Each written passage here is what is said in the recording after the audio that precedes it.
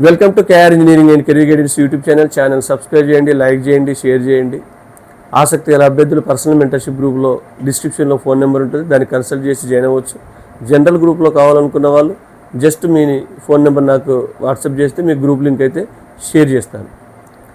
ఇకపోతే చాలామందికి JEE main స్కోర్తో తెలంగాణలోని కొన్ని టాప్ ఇంజనీరింగ్ విద్యా సంస్థల్లో సీట్ ఇస్తారనే విషయం మనం ఇప్పటికే చాలా వీడియోస్ కూడా చేస్తున్నాం. గత 5-6 సంవత్సరాలుగా దీన్ని చాలా వరకు పబ్లిసిటీ చేయగలిగాం. అంటే చాలామందికి ఇలా ఒక అవకాశం కూడా ఉంటుందని చెప్పగలిగాం మన గైడెన్స్ ద్వారా. మరి జేఈ మెయిన్ స్కోర్తో దాన్ని బీ కేటగిరీ అంటాం. చాలామందికి బీ కేటగిరీ అనగానే జనరల్గా బీ కేటగిరీ అంటే మేనేజ్మెంట్ సీట్స్ ఫిలప్ చేసుకుంటుంది. మరి ఈ జేఈ స్కోర్ ద్వారా సీట్లు అనేది ఇవ్వరు అని చాలామంది అనుకుంటుండవచ్చు. కానీ అన్ని కాలేజెస్ ఇవ్వవు. రాష్ట్రంలో ఉన్న 160 నుంచి 165 ఇంజనీరింగ్ కాలేజెస్లో కేవలం ఒక 5-6 ఇంజనీరింగ్ కాలేజెస్ మాత్రం జేఈ మెయిన్ స్కోర్ను పరిగణలోకి తీసుకుంటాయి. ఆ కాలేజీలు కూడా ఆల్మోస్ట్ 15% సీట్లు ఇస్తాయి.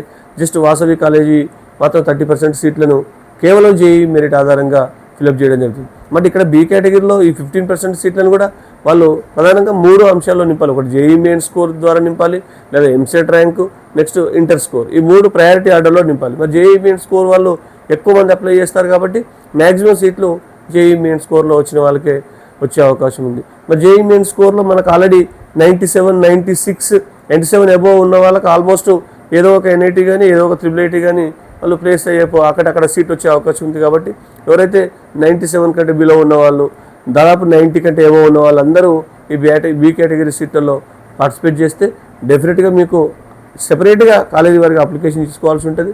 మరి ఆ కాలేజీలు ఏంటంటే మనకు ఆల్రెడీ ఇంతకుముందు కూడా చెప్పిన VNR Vignana Jyothi, CBIT, Sri Vasavi engineering college, MGIT, Narayanamma women's college, Bhojireddy women's college. ఈ 6 కాలేజీల్లో అన్ని కాలేజీల్లో 15% ఇస్తే వాసవిలో 30% సీట్లు అయితే ఇస్తారు. ఇది కేవలం జేఈ మెయిన్ స్కోర్ ఆధారంగానే ఫిలప్ చేస్తారు. కాబట్టి 90 నుంచి 90 ఎవరైతే 96, 97 ఆ రేంజ్లో ఉన్న విద్యార్థులందరికీ కూడా ఇది ఒక సువర్ణ అవకాశం.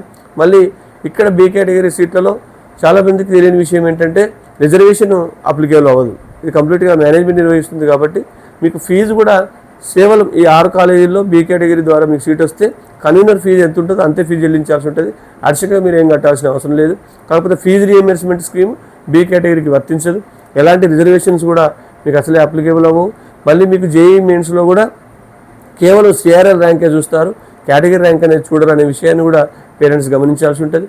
మరి ఈ 6 కాలేజీలు నోటిఫికేషన్ పడ్డప్పుడు విడివిడిగా పడ్డప్పుడు మన గైడెన్స్ క్లియర్గా మీకు నోటిఫికేషన్ పడగానే మీకు తెలియజేస్తుంది. అప్పుడు మీరు అప్లికేషన్ చేసుకుంటే ఆల్మోస్ట్ ఎలిజిబిలిటీ ఉన్న క్యాండిడేట్స్ అందరూ 6 కాలేజీలు ఉంటే 6 కాలేజీలు కూడా అప్లై చేసుకోవచ్చు.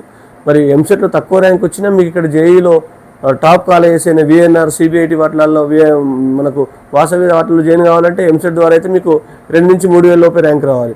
మరి ఇక్కడ మీకు 94, 95, 96 ఆ రేంజ్లో పర్సెంటేజ్ ఉన్న వాళ్ళకు డెఫినెట్గా ఈజీగా మీకు సీట్ వచ్చే అవకాశం ఉంటుంది. కాబట్టి ఇది కూడా ఒక అవకాశం ఉందని మరి చాలామంది పేరెంట్స్ అడుగుతూ ఉన్నారు. ఇంతకుముందు వీడియో చేసినప్పటికీ మరొకసారి జేఈ బీ కేటగిరీ నుంచి వీడియో చేయండి సార్ అని చెప్పేసి దానికోసం ఈ వీడియో చేయడం జరిగింది.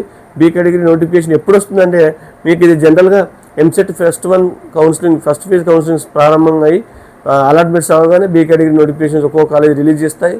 రిలీజ్ చేయగానే వెంటనే మీకు కాలేజీ వారిగా నోటిఫికేషన్ అయితే కేఆర్ గ్రూప్స్లో షేర్ చేయడం జరుగుతుంది. ఇది జేఈ మెయిన్ స్కోర్తో తెలంగాణ టాప్ ఇంజనీరింగ్ కాలేజ్ ఉన్న మరొక అవకాశం. Thank you.